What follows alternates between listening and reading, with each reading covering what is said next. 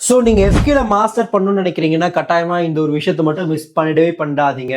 Welcome to day 6 of understanding SQL. So இன்னைக்கு எதை பற்றி பார்க்க போகிறோம் அப்படின்னா lookup table versus data table. So இந்த பர்டிகுலர் டாப்பிக்கை மட்டும் பல பேர் ஸ்கிப் பண்ணிடுறாங்க, இன்டர்வியூவில் ஃபெயில் ஆயிடுறாங்க. ஸோ லுக்அப் டேபிள்னா என்ன? லுக்அப் டேபிள் அப்படின்றது டிஸ்கிரிப்டிவ் ஆட்ரிபியூட்ஸை கொண்டு இருக்கும். அது ப்ராடக்டாக இருக்கலாம், இல்லை வேற ஏதோ ஒரு விஷயமா இருக்கலாம். டேட்டா டேபிள் அப்படின்றது டிரான்சாக்ஷன்ஸோ ஆர்டர்ஸோ சேல்ஸையோ பற்றி இருக்கும். ஸோ இதுக்கு உதாரணம் நான் ஒன்று சொல்கிறேன். கன்சிடர் ஒரு ஹோட்டல் ஓனர் வந்து ஒரு டேட்டாவை கொடுத்து அனலைசிஸ் பண்ண சொல்கிறாரு. அந்த டேட்டாவானது மெனு கார்டாக இருக்குது. ஸோ மெனுவை வச்சு ஒரு பிஸ்னஸை நம்ம ஜட்ஜ் பண்ண முடியுமா? கட்டாயமாக முடியாது.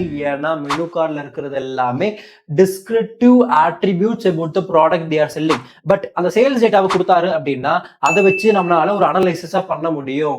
ரெவன்யூ என்ன, ப்ராஃபிட் என்னன்னு கண்டுபிடிக்க முடியும். அதுல இருந்து ஒரு உண்மைத்தன்மையை எடுக்க முடியும். அதனால தான் அதை ஃபேக்ட் டேபிள்னு சொல்றோம். ஃபேக்ட் டேபிள் அல்லது டேட்டா டேபிள். டேட்டா டேபிளோட இன்னொரு பேர் என்ன? Fact table. ஒரு உண்மைத்தன்மையை எடுக்கலாம். Lookup table or dimension table அப்படின்றது ஒரு டிஸ்கிரிப்டிவ் ஆட்ரிபியூட்ஸை கொண்டு இருக்கும். ஸோ இதை பத்தின ஒரு முழுமையான விளக்கம் உங்களுக்கு வேணும்னு நினைக்கிறீங்கன்னா எங்களை ஃபாலோ பண்ணிட்டு டேபிள்ஸ்ன்னு கமெண்ட் பண்ணுங்க. நானே உங்களுக்கு சென்ட் பண்றேன். பாய்.